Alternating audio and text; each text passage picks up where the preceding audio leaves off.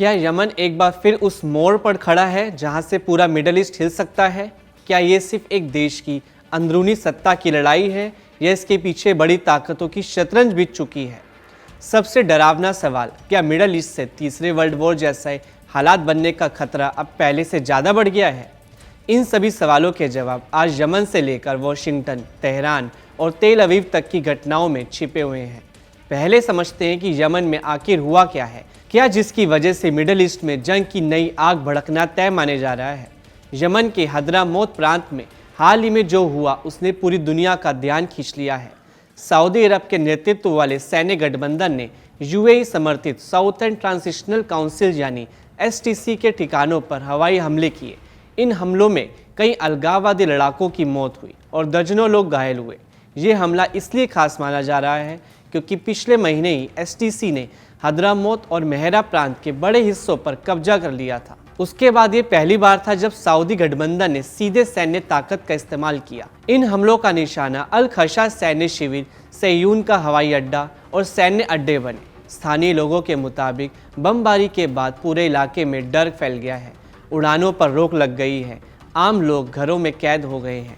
Yemen की पहले से ही जर्जर हालत और बिगड़ गई है। साफ था कि ये सिर्फ सैन्य कार्रवाई नहीं बल्कि एक राजनीतिक संदेश भी था। अब सवाल उठता है कि एसटीसी आखिर है कौन? साउथर्न ट्रांजिशनल काउंसिल खुद को दक्षिण यमन का प्रतिनिधि मानता है और उसका लक्ष्य दक्षिण यमन को दोबारा एक अलग देश बनाना है।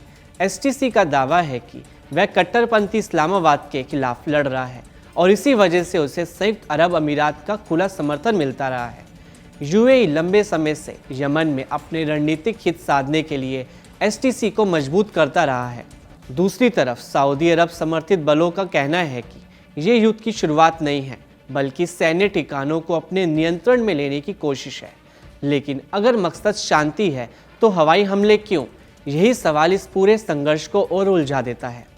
अब तस्वीर को थोड़ा बड़ा करके देखते हैं। यमन का संघर्ष सिर्फ यमन तक सीमित नहीं। सऊदी अरब और यूएई कभी इस युद्ध में एक साथ थे। दोनों ने मिलकर ईरान समर्थित हूती विद्रोहियों के खिलाफ लड़ाई लड़ी। लेकिन अब वही पुराने साथी यमन के भीतर प्रभाव और नियंत्रण को लेकर आमने सामने खड़े हैं।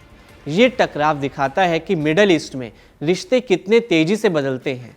यूएई भले ही कह रहा है कि उसने अपनी आखिरी आतंकवादी रोधी सेनाएं यमन से वापस बुला ली हैं और तनाव कम करना चाहता है, लेकिन जमीन पर एसटीसी की बढ़ती ताकत कुछ और ही कहानी कहती है। सऊदी गठबंधन के हवाई हमले साफ संकेत देते हैं कि ये संघर्ष अभी खत्म होने वाला नहीं है। इस बीच यमन की अंतर्राष्ट्रीय मान्यता प्राप्त सरकार पहले से ही कमजोर है। अलग अलग गुट अपने अपने समर्थकों के दम पर इलाकों पर कब्जा कर रहे हैं। एसटीसी की तेज बढ़त ने दक्षिणी यमन के अलग होने की आशंका को और मजबूत कर दिया है। अगर ऐसा हुआ तो यमन हमेशा के लिए टूट सकता है। इसका असर हूती विद्रोहियों के साथ चल रही शांति वार्ताओं पर भी पड़ेगा। जब सरकार अंदर से बटी हो और उसके सहयोगी आपस में लड़ रहे हों तो शांति की उम्मीद कैसे की जा सकती है? इसी स्थिरता की झलक अदन हवाई अड्डे पर भी दिखी, जहां 24 घंटे से ज़्यादा समय तक कोई उड़ान नहीं चली। ये सिर्फ एक एयरपोर्ट का बंद होना नहीं बल्कि पूरे देश के ठहर जाने का संकेत है। अब इसे मिडल ईस्ट के मौजूदा हालात से जोड़कर देखिए तो गाज़ा में इजराइल और हमास की जंग, लेबनान में हिजबुल्लाह, सीरिया में ईरान और रूस की मौजूदगी, इराक में अमेरिकी ठिकानों पर हमला, इन सब के बीच यमन एक और खतरनाक चिंगारी बनता जा रहा है। यमन की भौगोलिक स्थिति इसे और संवेदनशील बनाती है। बाब अल मंदब जल डमरू मध्य के पास होने की वजह से यहाँ की अस्थिरता का असर सीधे वैश्विक व्यापार और तेल सप्लाई पर पड़ सकता है। यही कारण है कि अमेरिका, यूरोप, चीन और रूस सबकी नज़रें यहाँ टिकी हैं। अब बात करते हैं उस बयान की जिसने आग में घी डालने का काम किया है। अमेरिका के राष्ट्रपति डोनाल्ड ट्रंप का एक बयान सामने आया है, लॉक्ड एंड लोडेड, यानी हम पूरी तरह तैयार हैं, हथियार भरे हुए हैं और कार्रवाई किसी भी वक्त हो सकती है। ये कोई सामान्य राजनीतिक बयान नहीं था, ये सीधी सैन्य चेतावनी मानी गई। ट्रंप ने यह बयान तब दिया जब ईरान को लेकर तनाव तेजी से बढ़ रहा था। अमेरिकी हितों, सहयोगी देशों और सैन्य ठिकानों पर खतरे की आशंका जताई जा रही थी। ट्रंप का ये कहना साफ संदेश देता है कि अब चेतावनी का दौर खत्म हो चुका है। फ्लोरिडा में इजरायली प्रधानमंत्री बेंजामिन नेतन्याहू से मुलाकात के बाद ट्रंप ने ईरान को खुली धमकी दी। उन्होंने कहा कि अगर ईरान ने अपने परमाणु या मिसाइल कार्यक्रम को आगे बढ़ाया तो इसके नतीजे बेहद खतरनाक होंगे। यहाँ तक कहा कि अमेरिका इजराइल की किसी भी सैन्य कार्रवाई का समर्थन करेगा। इसके जवाब में ईरान भी पीछे नहीं हटा। ईरानी राष्ट्रपति मसूद पेजेश्कियन ने साफ कहा कि अगर ईरान पर हमला हुआ तो जवाब दर्दनाक होगा कि हमलावर पछताएगा, यानी धमकी के बदले धमकी। अब सवाल उठता है कि आगे क्या हो सकता है और खतरा कहां तक है। तो सबसे बड़ा खतरा हूती विद्रोहियों की बढ़ती भूमिका है। हूती अब सिर्फ यमन तक सीमित नहीं है, उनकी मौजूदगी सीरिया तक महसूस की जा रही है। हूती ईरान समर्थित हैं और पहले ही लंबी दूरी की मिसाइलों और ड्रोन से इसराइल को निशाना बना चुके हैं। अगर हूती सीरिया में मजबूत होते हैं तो ये इसराइल के लिए सीधा खतरा है।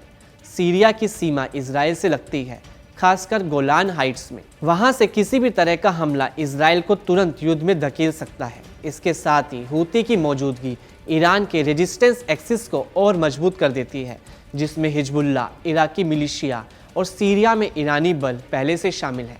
अगर ये सभी एक साथ सक्रिय हुए तो इसराइल चारों तरफ से घिर सकता है।